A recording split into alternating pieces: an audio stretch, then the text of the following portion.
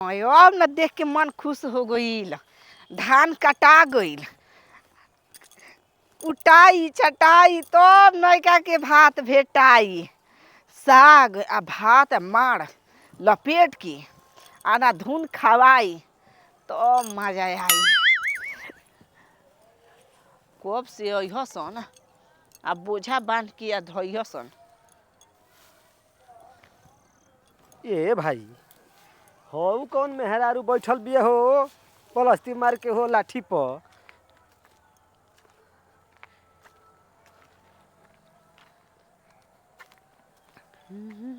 बुझाता हमारे वाली ये कर आई भरा ये कोई रहती कि है। लोग कहेला कि बहुते सुघर बाड़ तू किटूना लागे ना काची उमरिया में। हाँ ये तना सुघरे पर सोना का लागी तमानी लग जाई। करे तोर माई के माथा बनो ई बता धान ना कटाई गल हो तो एक बार झाके ना उतरली खेत कटा गईल तब बैठ के पलस्ती मरले बड़ी जा देखे है ना जी। देखे अइलू के आँख से कैलू कौनो से चक्कर उक्कर नहीं ना चलता केकरा से हमरा खेत से। खेत से चक्कर रही तो कब बार घूमे अइली तू खेत पर जब कटा गईल बा। अब जाना तड़ी कि बोझा बनाए के टाइम आ गईल डायरेक्ट हवा डबा आई झोंका जाई आ नयका भात भेटाई खाए के तो खेत लौकता आ बाकी दिन में पागल हनी का जी समझ में नहीं ना वो तो बोझा बनिया सन आधा सुधा चोरइह सन यही से अइनी ह देखे खातिर न। बोझा बनहात होइए नहीं खे आ तल चोरही लगली स बोझा ए पर बनाई न बनहाई अगर बोझा है डांठ अब हरियर बटे 2 दिन सुखाए में लगी 2 दिन के बाद बनाई। नहीं रात भर में बनवा दिह ठीक है बाटे हम जा तनी घरे खाना में बना देम और यह तक खई है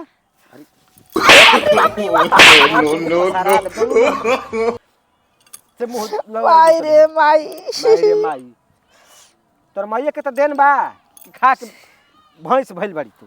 माइयो हमर देले हिय त खनिया कहाँ गो रे। जानते बड़ू कि कौन चीज का सीजन चलता।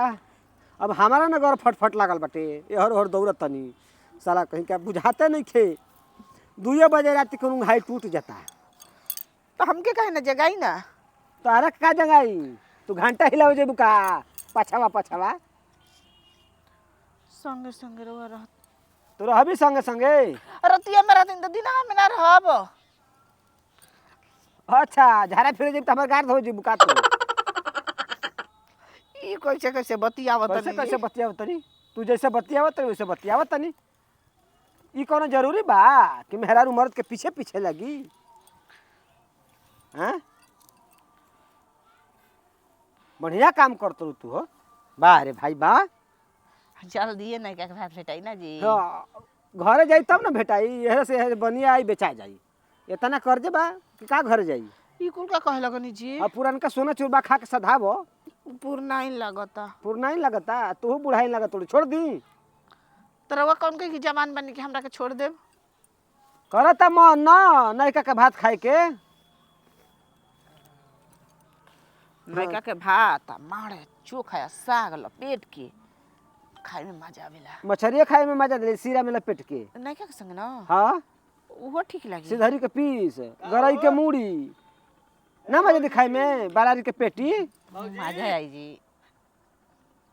घरे निक निके लागत का सियाने में निक लागत आ बोले बतिया में बतिया लो ओ का कहत के हो लेकिन एने ओने खूब मुंह मारेलू ना। सुना सुना ठीक है बढ़िया मछरी खइबू अरे हमारा से कल तुम खिया दे रहती तारा के हो तो गरई खिए है इनके गरई हां हां मड़ई में। हेलो का हुलो तोहरा संग नैन मटा का लड़ाई ना जब जब बतियावे के मन कर लाए के बोलावली का ना सर्दी मार देले बा ना एकर से बतियावली देखो बानी तूफान भूकंप कुला जे रवा देखते का हो का भैया बड़ा बढ़िया बोली बोलता ना। अच्छा तो तू हड़ बोली जाके घरवा बोली भैया के अंगमा। अब देख हम तो कहीं ना कि केहू दूसर है परसों दिन देखनी दूसरा से चौथा दिन घड़ी तीसरा से तो हम का जानता नहीं। न रे झूठ बोलता हूँ। बोलत है झूठ। परसों दिला पेटाना सना बतिया उतर हूं। सच बोलत हो तू। हां बढ़ के कहलू कि हमारे कुछ खेत उत काट दो तनी अथु कर देखी दो। तो हम कटवावे नहीं पकड़ा गेलन कि ना। यार कहीं का बोलबा झूठ लगैबा लाई मार दे कबर जी बाई अबे बुझले साला बैठ के हम मल खेत कटवानी ई कटा गेल त ए बार झाके होतिया कैसा छरंग लगाव तोर झूठ सच करे देखली तो ई कुल काम तोर मेहरारू के जिम्मा होई ठीक कहतनी। जैसन तोर मेहरारू बे वैसे सब के तू समझता रे कहो दूसरा के मेहरारू के लगैबा एने मने ना त बुझला मार पसर जी बे जे एने ओने लगाव तनी। हां कैसे लगाव तोरे हर घर में से निकल रहे नहीं खे तू कहतर कि ओकरा के बोला के खेत कटवाओ तोर देखी तो, बतियाओ तोर यार अरुण के त्रिया चरित्र ना जानबो। देखली एक खटिया के चरित्र मर दो थोड़ा खटिया रहली करबो। सब। हां त मर्दो 76 ले भरा रहना सब कम थोड़े हम सब ए भौजी का भौजी अच्छा ई बताओ कि तहार कुटा गेल बा। ससुर कहीं का सब कुछ खेते में बात कैसे कुटा हमारे मिले धान बाटे खेत में त कौन चीज कुटवा दिहनी। चूरा हमरो के दे दी हां। चूरा कुटाइल बा देखत ए भैया 5 किलो ना नयका के तनी चावल देवा दी। हमर मेहरारू के बड़ा टप टप लार चुता हो। हां तार मेहरारू तलर छुआइयो दे देबो ना। हां जरूर होके के बका जाय दे दी रे 2 किलो कुटवले बानी जब कहतनी कि हर ले बेचवा देहीबो। ए भौजी साधु के निवाना चोर के दौरी तो 2 दिन के बाद जौन बात हम कि हवा डब्बा में झोकइए ना जाई दूसरा के देवे आ के 2 हो दिन के जाता। बाद सुखा जाई तो कुटा जाई ए भैया देखो जौन रेट चलत होई ना बाजार में हमरा से ले ली है। अरे छोड़ो ना ठीक बा। का रेट से भेंट करइबो ढेर ना कम से कम 10 किलो दे दी है। अगर बेचे के होई ना तो 50 किलो देबो तो हम ले लेम। तो कमलेश के नया नया कुटाइल भेले ल कमलेश के हां कौन कमलेश हन हो? अरे उमेश के भाई कमलेश बूढ़ा बा हां कमलेश को जना बन बतीबो तब ना बढ़िया। अरे जौन हो किराना दुकानिया बिया अच्छा दुकानिया वाला। हां जा जा संपर्क कला दुकान पर कुल फेटुआ रहेला हो। अरे मर्दे कहीं का कहत बानी कि एकदम खेत में का धान कटवा के आ कुटवावला ह सब कुल सही हां आजे के बाते बाटे जा तनी मेहरारू कले बिया कि कहीं से चाउर लेके आवे के बा। जा जा देरी मत करो हां दूसरा के जान पड़ो मेहरानू ना। के मरद के संग छोड़ावे के बा आ पर मेहरानू के लिया के खियावे के ह। ना हो भौजी अरे तू शिकायत कर बिकार है सबके के मुंह पर तोरा कने के खियाव था मैं तर मोटाइल बड़ू कछु लेखा उ बात हां बिना झगड़ा खाई ले लगावत रहलन अपना मेहरानू के खियावत रहलन।